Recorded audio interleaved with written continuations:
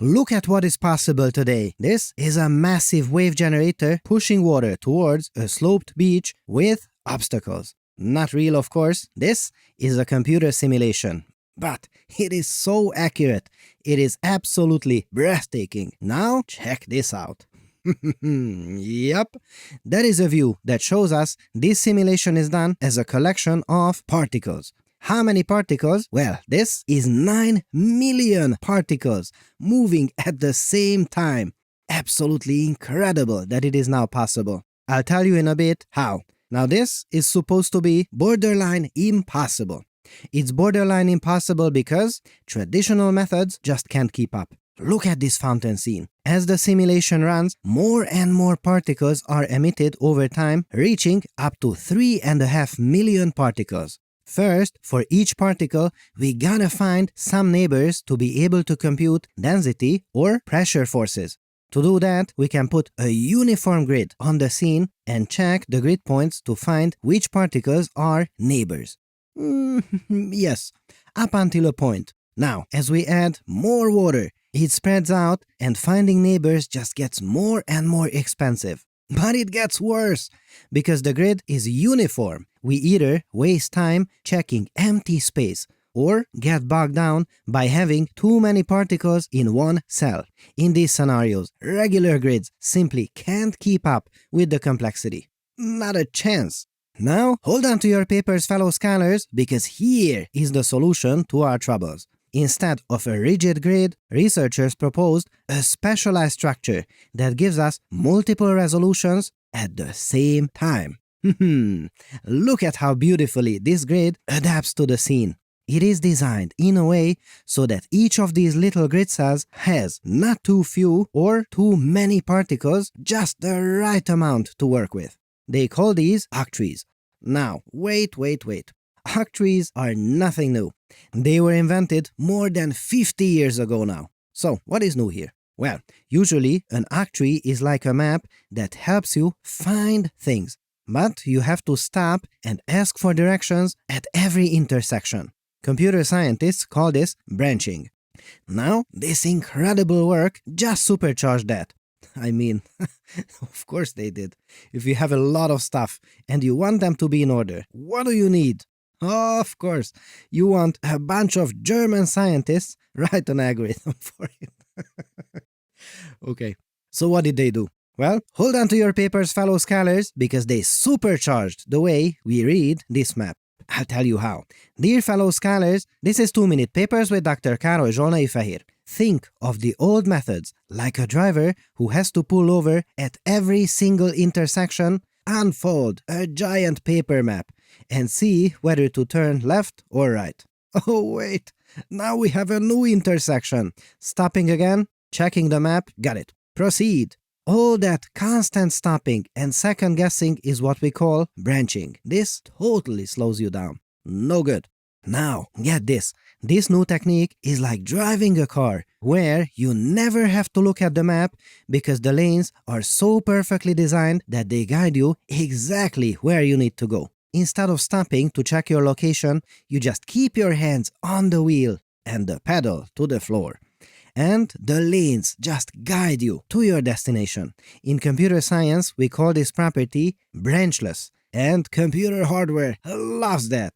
It loves that because normally it does not work like that. Normally, it takes a small batch and asks a ton of questions before processing it. Then, another small batch, another bunch of questions. Terrible. Now, this new technique helps it to process data in big, clean batches. So it gets way faster. It's incredible because this is not impossible anymore. But they did a lot more than that, and they also challenged an older golden rule of fluid simulations. For decades, the golden rule was that your grid cells must be the same size as the particle's neighborhood. Imagine a little bubble of space where one particle can feel its neighbors. That should be the grid cell size too. Well, this paper proves that's wrong. They found that using larger cells, about 1.5 times the support radius, actually makes the simulation faster. It's like using a slightly larger scoop to move coffee beans. You might get a few extra beans you don't need, but you finish the job way faster because you aren't carefully counting every single bean as you scoop. Absolutely genius. But it gets better. Check out this double dam break scene. Here we see two variants of fluid particles interacting. We have fine particles. You see these with yellowish colors? These are for high detail motions on the surface. And then coarse particles with the blue for the bulk of fluid underneath. This allows the simulation to capture beautiful splashing details on the surface while saving massive amounts of computing power by using simple particles for the deep water where you can't see the movement anyway. Now, here's my favorite. Check this out. Here we mix thick, gooey slime with splashing water. At first, you'll notice those 3 orange armadillos are actually made of high viscosity goo that moves much slower than the surrounding blue water. And as the water pours in, the slime deforms slowly. And finally, at the end, they start slowly mixing. And look, we get a cheeky little splash. Bloop! Loving it. And this whole thing is actually genius. Why? Because previously, if you had a low-resolution simulation, it looked very coarse. Or if you went high-resolution, it took up to weeks to compute. But now, this is genius, because we can have our paper DT2 or cake or something. We get the incredible visual detail of millions of tiny particles where it matters most. And this technique even works for complex fluid-solid interactions like these deformable bunnies being tossed around by 5.6 million fluid particles. This makes me so happy. But something else does not.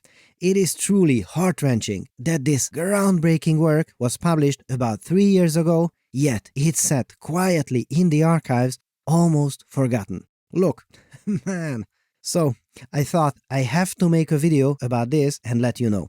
Because if we don't, nobody else will. So, save a paper today, subscribe, hit the bell, and leave a kind comment to get more like this.